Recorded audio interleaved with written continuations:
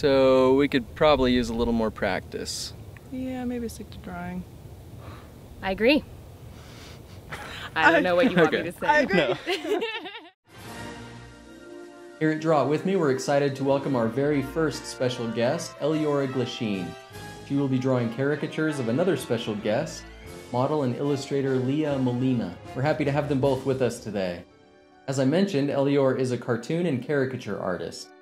Her vibrant style captures a fantastic world of color and magic. Hailing from Salt Lake City, she grew up playing tabletop RPGs like Dungeons & Dragons, and has sought to capture the wild, adventurous spirit of fantasy. Harnessing the power of digital art, but also possessing proficiency in traditional media, she regularly works on commission pieces that run the range from cosplay caricatures to portraits of puppies. Feel free to follow her on social media. Her links are in the description below. So without further ado, I give you Ellie. Thanks for having me on Draw It With Me. Oh, I'm so excited to be here. With this sketch, Lea's wearing a Robin Hood outfit, kind of like medieval fantasy, which is totally my jam. Anything that's like high fantasy, I'm so into. Caricatures, though, are very specific, where you look at a person from a realistic reference, and then you have to transform them into this cartoon representation. The main thing when I start a drawing is I kind of visualize where the person's going to be on my page. So I kind of take my hand and I do some measuring out. I'm like, okay, so I want it to be about here and about this big, and it helps it so that my foot or my hand doesn't run off the page. And working in digital media, you can do whatever you want because you can resize constantly, but for traditional media, you gotta kind of think ahead. So when I start going, I'll start off with a really, really light layer of sketching. And I taught art for a little while too, and I would always tell my students that they have to work their way up to hard lines, because if you just go in there like gung-ho going as hard as possible and you make a mistake, it's gonna really show up later if you try to erase it.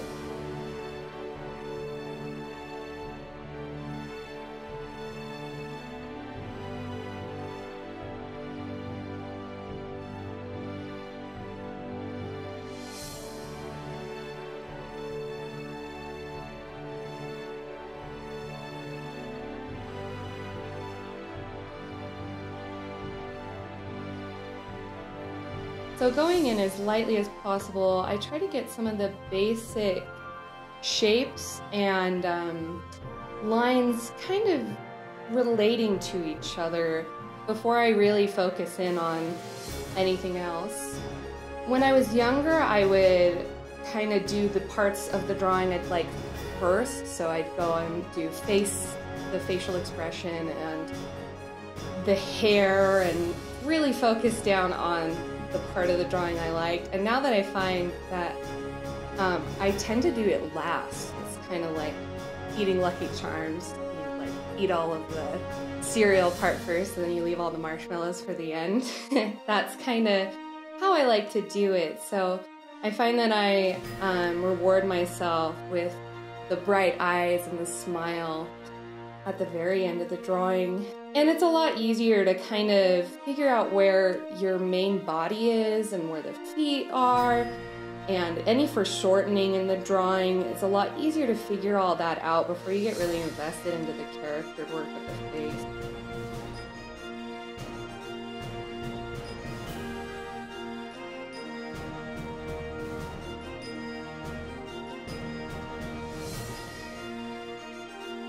I would try and recommend that you let yourself go a little bit in terms of your lines and not really focus on making it perfect.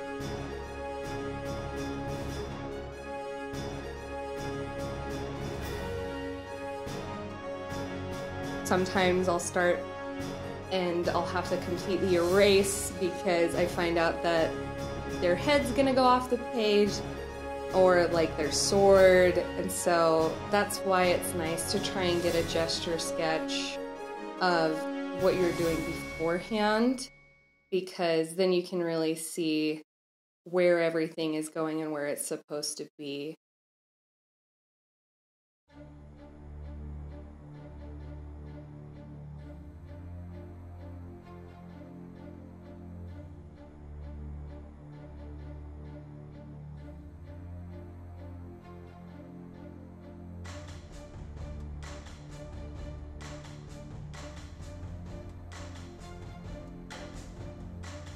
I think that when I say gesture sketching, it tends to be shorter, so 2 to 5 minutes. It's really about getting the essence of the whole form really, really quickly. This is a little more than a gesture sketch, as I've gone in and done some detail work, but I'd say it's about 15 minutes.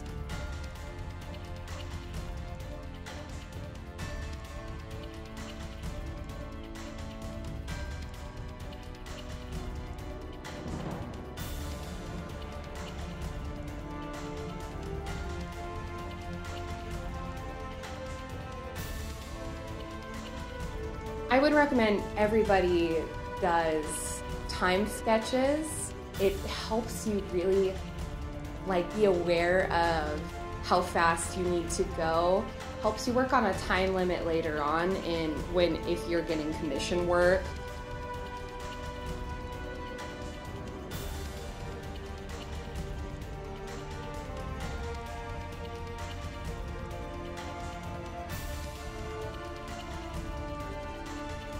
People used to ask me like, oh, how long does it take you to do a drawing? And I really didn't know. Well, sometimes I take a few days on it. But now that I've been timing myself more consistently, when I get commission work, I'm like, oh yeah, I can do a full color drawing in about 30 minutes if it's on the computer. If you want just a quick sketch, it can be done in 15 minutes to a half hour, depending on how detailed it is. And I really do think that I wouldn't know that if I hadn't actually actively timed myself.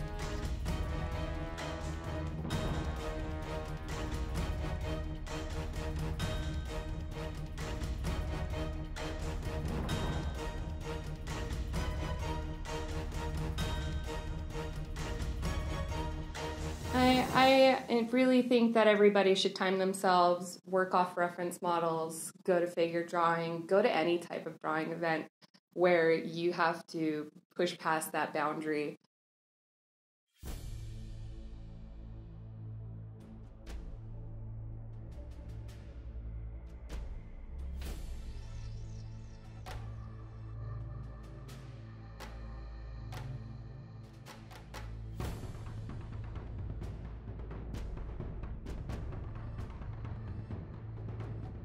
So, Lea in this pose is holding a bow, and she's kind of cocking an arrow, getting ready to shoot it. And I do have to say that this is a little more complicated than I'm used to, because we've got a lot of accessories in terms of the weapon, the bow and arrow itself, and she's got like a belt and clothes all over the place, which is good. It really isn't as hard because, again, everything really is just basic shapes when you break it down. I think it's always important to make sure you're telling a story in terms of at least expression. So on her face, the model, if you're working off of a model, they tend to have a neutral expression for the most part because they're holding something for 15 minutes, which is pretty hard. So I tend to add a little bit more expression into my gesture sketches because it makes them feel like more alive and that they aren't actually holding a pose for 15 minutes. They're like holding it for a fraction of a second. So I gave her this like a little more determined look. She's looking directly at where the arrow is going to go.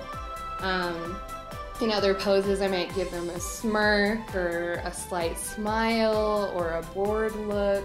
I always like to throw in a portrait next to all of my gesture sketches because they, it's nice to see like a close-up of the face, especially with my cartoony style. When they get really small on the paper, I tend to simplify features and expressions. So it's really nice to get just a forward view of the face. Lea's got this nice strong chin, so I think I pushed that a little more with caricaturing. You always want to push the biggest feature of the face, but I think that something a little different about my caricaturing style is that I feel like it's just more like a cartoony representation of the person versus some caricatures will take the largest feature of the face and push it past the point where you're like, whoa, that's so crazy, it's so giant. And it actually will be a very like sore sticking point for your subject. A lot of people are sensitive about the biggest part of their face. It's finding this balance between like pushing the features and then so it actually looks like the person versus pushing it past the point where it's acceptable, I guess. You don't want to make the person feel bad, or you don't want to make them look ugly in a way, or so stylized that the person's like, I guess that's me. Anyways, I feel like it took me a while to kind of strike that balance.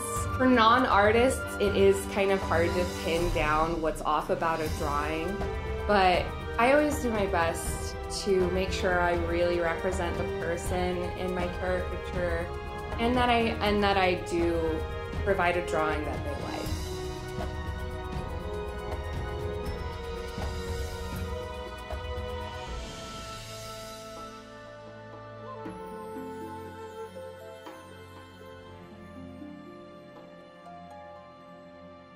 When I work live, I draw digitally in Photoshop and then I have it projected onto a screen so people can watch me. Took me a while to get used to that. This little boy, I was drawing him and his family. He like came up to the screen and he pointed at himself and he said, "Ha, I'm so much better looking than that." And I was just like, well, okay. And he really wasn't, it was funny though, he wasn't happy with it. So I asked him what he wanted me to change, and he was like, well, usually my hair's bigger and I've got this chin. And he like started touching his face, like where he wanted me to draw it. It was just really funny. I'm so much better looking than that.